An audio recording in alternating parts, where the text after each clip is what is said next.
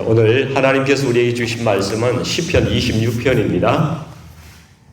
시편 26편 전체인데요. 1절에서 12절까지 말씀입니다. 제가 가진 성경은 819면에 있습니다. 26편을 같이 합독하겠습니다. 내가 나의 완전함에 행하여 싸우며 흔들리지 아니하고 여호와를 의지하여 싸우니 여호와여 나를 판단하소서. 여호와여 나를 살피시고 시험하사 내 뜻과 내 양심을 단련하소서. 주의 인자하심이 내 목전에 있나이다.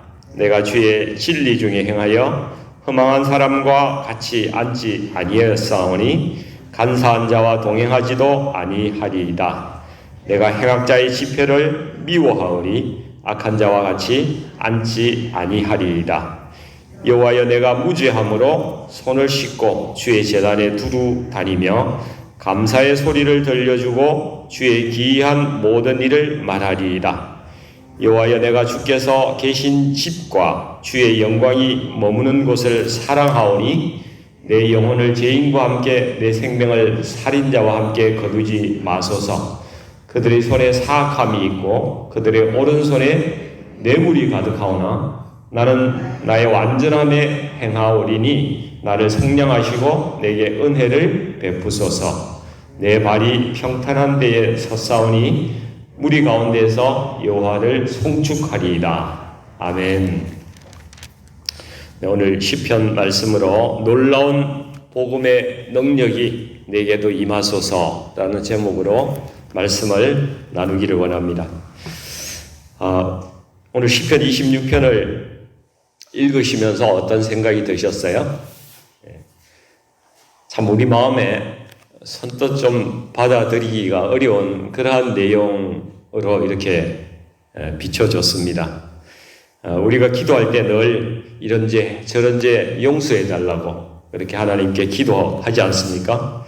그리고 조금이라도 죄가 하나님과 나의 어떤 관계가 이렇게 소원해질까 봐 우리는 모르는 죄까지 이렇게 기도하면서 용서해 달라고 이렇게 기도합니다. 그런데 다윗은 오늘 이 시편 말씀에 저는 완전하게 살았습니다. 나를 살피시고 나를 판단해 보십시오. 제가 무죄한 손을 이러면서 자기가 죄를 짓지 않았다고 이런 식으로 이 말씀을 하고 있어요. 만약 우리 교회에서 대표기도 하시는 분이 이 단상에 올라오셔가지고 지난주에 저는 너무나 완벽하게 살았습니다. 하나님, 저는 죄 짓지 않았습니다. 감사합니다.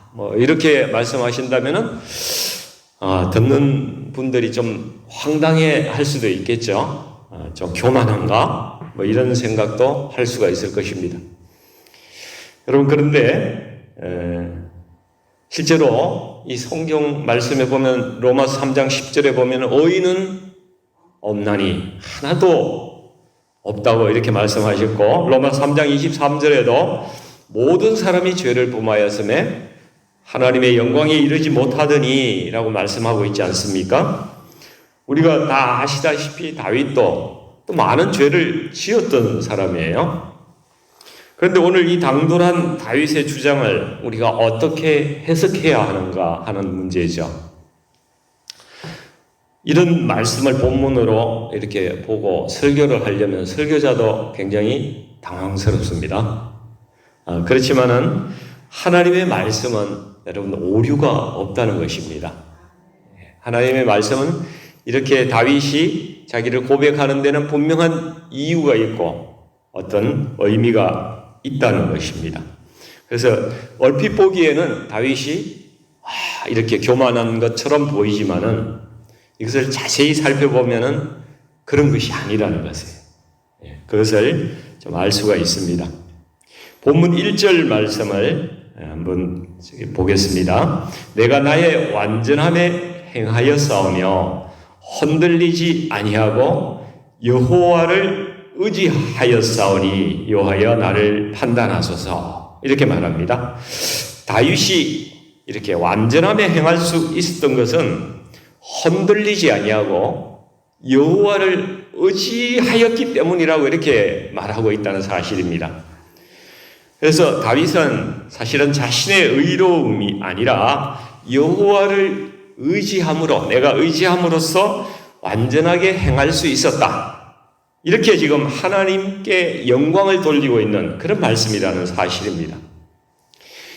본문 6절, 8절 말씀까지 이렇게 보면은 여기도 주께서 나에게 이루신 기이한 일을 감사하며 모든 일을 말하리이다. 이렇게 이야기하는데요.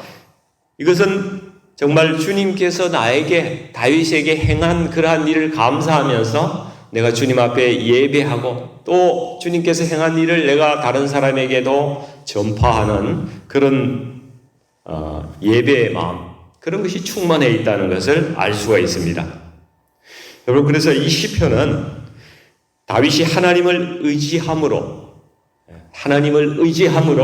주의 말씀을 순종할 수 있었고, 또 그 말씀을 순종함으로써 주님께서 다윗에게 베풀어 주신 놀라운 영역을 체험하고, 또 그것을 주의 제단에서 감사와 영광으로 올려드리는 그러한 예배의 삶을 살고자 하는 다윗의 간정이자 고백이라는 사실입니다.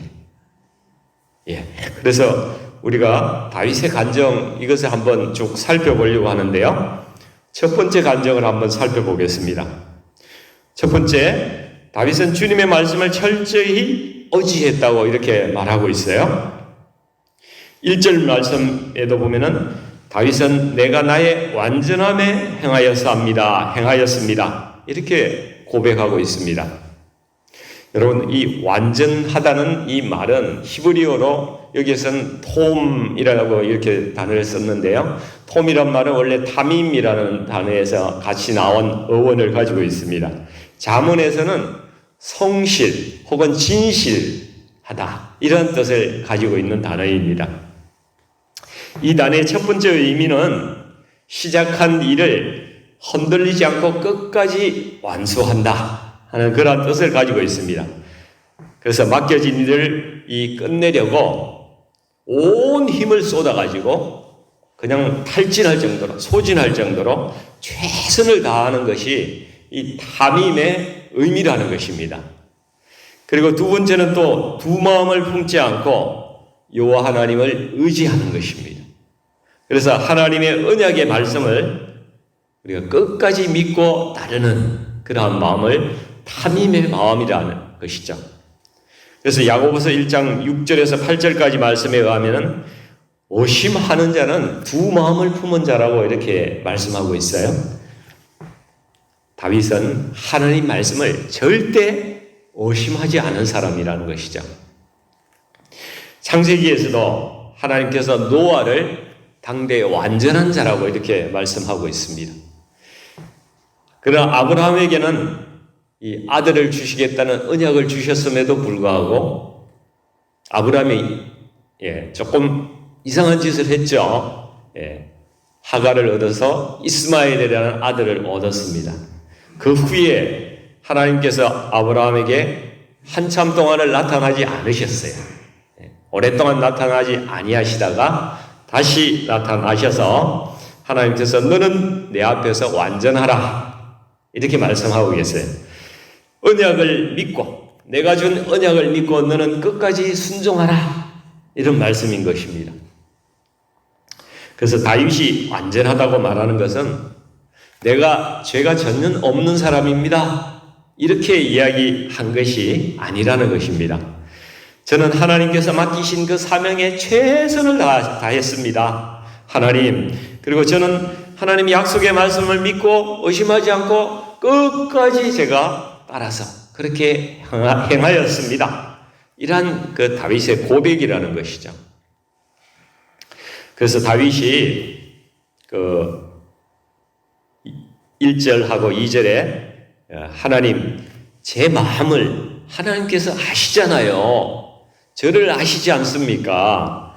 그래서 여기 보면은 1절에 여호와여 나를 판단하소서, 그리고 여호와여 나를 살피소서, 나를 시험하소서, 내 뜻과 내 양심을 단련하소서. 이렇게 동사가 4가지나 나오는데 제 마음을 아시지 않습니까? 주님께서 한번 달아보십시오. 제 마음이 어떤지 주님께서 아실 것입니다. 이렇게 호소하고 있는 것이죠.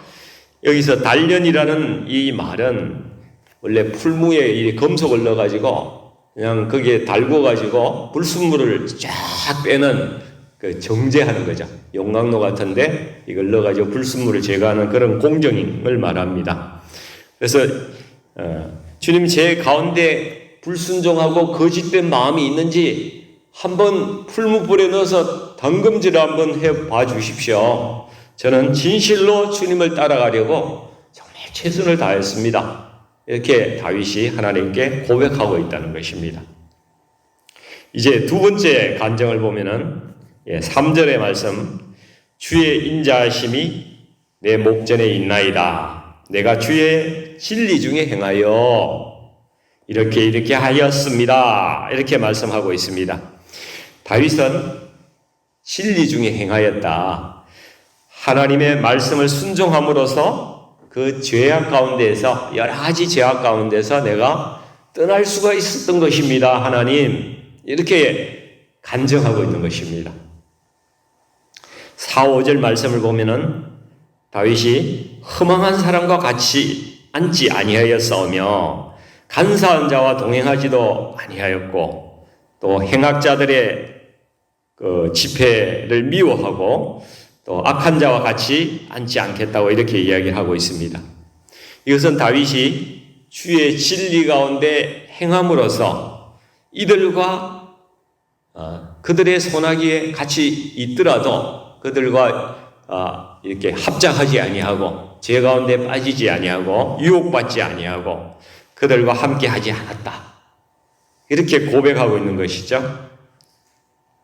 여러분, 우리가 예수님 믿고 난 후에 우리가 경험하는 가장 큰 하나님의 능력은 무엇입니까? 아마 죄 짓는 일이 재미가 없어진 거 아닐까 이렇게 생각이 됩니다. 아멘이세요? 세상에서 좋아하는 일들이 싫어지고 또 성령께서 기름 부으심을 강하게 부어주신 분들은 이전에 그 좋아하던 술 맛이요 역겹다고 그래요. 술을 마시면 막 토할 것 같고 그런 말씀을 하십니다. 이 말씀이 들리는 말씀이 그냥 옛날에는 무슨 이야기인지 하나도 안 들려서 그냥 소기의 경읽기 같이 그렇게 들렸는데 말씀이 깨달아진다는 거예요. 말씀이 깨달아지고 무슨 말씀인지 들려지고 함께 죄를 짓던 사람하고 같이 읽기가 싫은 거예요. 생각이 달라지고 가치관이 다르니까 하나도 재미가 없는 거예요. 그러니까 점점 더 세상과 끊어지는 역사가 나타나는 것입니다. 대신에 하나님께서 새로운 그리스도 안에서의 친구와 또 형제 자매를 주시죠. 그래서 외롭지 않게 살아가도록 하십니다. 이것이 성령의 역사입니다. 복음의 능력입니다. 우리에게도 이런 간증이 있으시죠? 네, 아멘. 네. 하나님 말씀의 능력은 우리의 삶을 변화시키는 그러한 능력입니다. 우리가 하나님의 말씀을 더 강력하게 체험하기 위해서는 우리가 해야 될 일이 있어요. 우리가 하나님 말씀에 더 깊이 들어가야 합니다. 더 많이 읽고 더 가까이 항상 접해야 하는 것입니다. 그래서 내 가운데 말씀이 가득 차야 돼요. 내 머릿속에 그냥 말씀이 그냥 들어있어서 언제든지 이렇게 꺼내서 어떤 상황 속에도 말씀이 쪽쪽 나오는 그런 사람이 되어야 한다는 것입니다. 그리고 그 말씀을 믿어야 돼요. 말씀 믿는 것이 중요합니다. 그러면은 어떤 말씀이 제가 처한 어떤 상황 가운데서 그 말씀이 떠올라요. 성령님께서 떠오르게 하십니다. 그러면 그 말씀을 순종하는 거예요. 그리고 그대로 실천하는 겁니다. 그러면 하나님의 역사가 그 자리에서 일어나는 것입니다. 이 다윗도 그렇게 살았던 것이죠. 하나님 말씀을 확신하고 순종하면서 살았습니다. 그래서 7절에 보면은 감사의 소리를 들려주고 주의 기이한 모든 일을 말하리이다. 그렇게 삶으로서 자기에게 감사할 일이 너무 많이 생기는 거예요. 그리고 주님의 기이한 일들이 이 다윗 가운데 막 생기기 시작한 것입니다. 그래서 이러한 감사가 있으니까 이제 세 번째 간접으로 다윗에게 나타나는 것이 예배를 사모하는 마음이라는 것이죠. 그래서 6절과 7절 말씀을 보시면은 여호와여 내가 무죄함으로 손을 씻고 주의 제단에 두루 다니며 감사의 소리를 들려주고 주의 기이한 모든 일을 말하리이다. 다윗은 예배하고 자기에게 경험되었던 그 하나님의 그 능력을 증거하기를 원하는 거예요. 그런 마음이 다윗에게 있습니다. 여러분, 예수님을 사랑하는 사람의 두드러진 특징이 두 가지가 있는데요. 첫째는 예배를 사모하는 겁니다. 예배를 정말 사모해서 교회에 오는 것을 좋아해요. 밤새도록 교회에 있고 싶고 그 말씀 안에 있고 싶고 하는 것이 하나님을 사랑하는 사람에게 나타나는 그러한 증거이기도 합니다. 두 번째는 주님을 증거하는 일을 하고 싶은 거예요. 전도하고자 하는 마음이 내 마음 가운데에 일어난다는 것입니다. 여러분, 예배를 사모하세요? 네.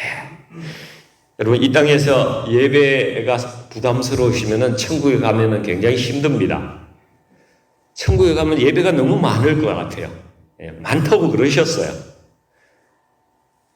가면 힘듭니다. 지금부터 예배를 사모하는 그런 훈련을 해야 합니다.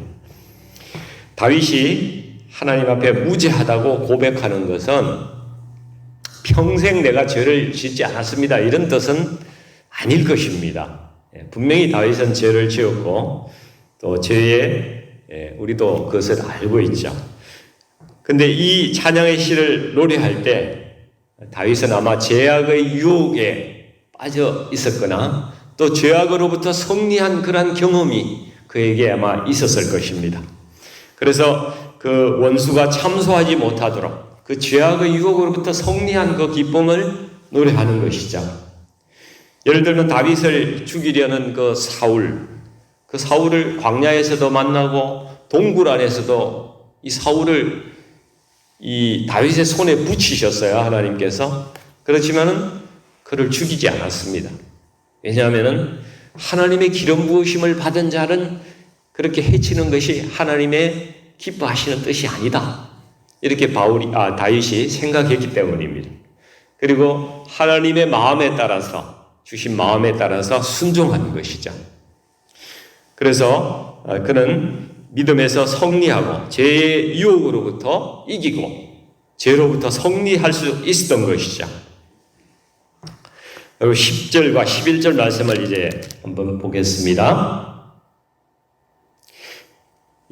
그들의 손에 사악함이 있고 그들의 오른손에 뇌물이 가득하오나 나는 나의 완전함에 행하오리니. 여러분, 다윗은 예배 가운데 기도를 통해서 어떤 것을 강구하고 있냐 하면은 나의 거룩한 삶을 위해서 결단하고 그것을 강구하고 있습니다. 여러분, 세상 사람들의 마음은 늘 악한 생각으로 가득 차 있고 그들의 손으로 하는 모든 행하는 일은 정의를 굽게 한다는 것이죠. 머릿속에는 사악한 마음이 있고 손에는 뇌물이 들려있다 이거죠. 옳지 않은 삶의 방식으로 그렇게 살아가려 하지만은 다윗은 하나님의 말씀에 따라서 정말 성실과 진실로 살아가겠다는 그런 결단과 고백을 예배를 통해서 또 기도를 통해서 하나님께 올려드리고 있는 것을 우리가 이 말씀을 통해서 볼 수가 있습니다. 여러분, 다윗의 삶은 얼핏 보기에는 참 우리가 이렇게 범접하기에 참 어려운 그런 차원의 삶을 살아간 것이 아닌가, 이런 생각도 보이죠. 그렇게 보이기도 합니다. 여러분, 그러나 다윗도 우리와 마찬가지로 자기의 능력으로는 그러한 삶을 살아갈 수 있는 그런 존재가 아니었다는 사실이에요. 하나님께서 함께 하시고 늘 성령의 감동이 있었기 때문에 다윗도 그렇게 살아갈 수 있었다는 그런 간증을 하고 있는 것입니다. 그렇다면 오늘날 성령께서 여전히 우리와 함께 동행하시는데 우리는 왜 다윗과 같은 그러한 삶을 살아가지 못하고 있느냐 하는 것이죠. 여러분, 그 차이는 오직 한 가지입니다. 한 가지 차이가 있어요. 이 시대의 그리스도인들은 다윗보다 훨씬 더 주님을 바라보는 시간이 적다는 것입니다. 우리는 너무나 많은 곳에 우리의 관심이 흩어져 있습니다. 일도 해야 되고 친구도 만나야 되고 밥도 먹어야 되고 여행도 해야 되고 운동도 해야 되고 좀 레저도 즐겨야 되고 아이들도 빚값 해야 되고 쇼핑도 해야 되고 할 일이 너무나 많습니다. 너무나 바쁩니다. 이 시대가 다 그렇습니다. 여러분, 우리는 세상의 많은 일 가운데에서도 할 수만 있다면 우리는 매우 심플한 삶으로 돌아가야 합니다. 자기의 삶을 단순화시켜야 돼요. 그것은 주님을 더 바라보는 삶이라는 것입니다. 주님께서 내 안에 함께 하심을 믿고 내가 정말 호람되어의 삶, 하나님 앞에서 늘 하나님의 임재가 나에게 있으시다 이런 생각을 가지고 살아가는 그러한 삶을 가운데 있어야 된다는 것이죠. 여러분은 하루에 주님을 얼마나 찾으십니까? 몇 번이나 주님을 생각하고 찾으세요? 한 수도사가 하나님을 찾아갔어요. 그래서 하나님, 제가 하나님을 좀 더 깊이 알기를 원합니다. 이렇게 기도했어요. 그래서 하나님께서 그래? 그러면 네가 저 산 아래에 있는 농부 집에 가서 좀 같이 있어 보면은 네가 깨달음이 좀 있을 것이다. 이렇게 말씀을 해주셨어요. 그래서 수도사가 이 농부의 허락을 받아서 그 집에서 일주일을 같이 살면서 이 농부를 유심히 관찰을 하는 것입니다. 이 농부가 새벽에 일찍 일어나가지고 주여! 이렇게 한번 탁 외칩니다. 그리고 나서 밥 먹고 하루 종일 밖에 나가서 밭일하고 열심히 일하고 집에 돌아와가지고 자기 전에 또 주여! 이렇게 외치고 그냥 깊이 잠드는 거예요. 매일 봐도 똑같은 일을 하는 거예요. 일주일 동안 특별한 깨달음이 오지 않는 것이죠. 그래서 이 수도사가 다시 하나님께 찾아갔습니다. 하나님, 제가 특별한 깨달음이 없습니다. 그래서 하나님께서 그러냐? 그러면 내가 이 사발을 하나 줄 테니까 네가 이 사발에 물을 가득 채워가지고 이거 하나도 흘리지 말고 저 농부 집까지 갔다가 오너라.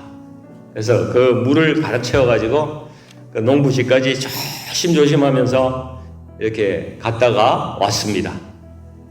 근데 하나님께서 너 거기 갔다 오는 동안에 내 생각을 몇 번이나 했냐?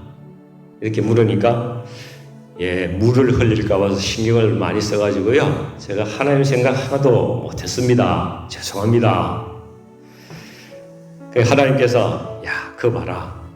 너는 그 간단한 일 하나 한다고 내 생각도 하나도 안 하는데 저 농부는 밭에 작물 심어야지, 물 대야지, 잡초 뽑아야지, 새 쫓아야지, 거름 대야지 얼마나 하는 일이 많냐. 그런데 그렇게 할 일이 많은 가운데서도 하루에 2번씩이나 나를 찾지 않냐. 그래서 수도사가 깨달음을 얻어가지고 내려왔다는 이야기가 있습니다. 이게 톨스토이의 인생 독본이라는 책이 있는데요. 거기에 나오는 내용이에요. 여러분, 우리는 우리의 하루 시간 중에 얼마나 주님을 찾고 있습니까? 주의 말씀을 얼마나 보고 듣고 있습니까? 또 그 말씀에 얼마나 순종하고 계십니까? 주께서 주신 말씀 내 삶에 얼마나 적용하고 계십니까? 사랑하는 성도 여러분, 주님의 말씀의 능력으로 내가 그동안 묶여있던 그런 습관적인 죄가 있다면 벗어나시기를 바랍니다. 그리고 어떤 중독 정세, 좋지 않은 그런 습관이 있다면 거기로부터 하나님의 말씀의 능력으로 자유하시기 바랍니다.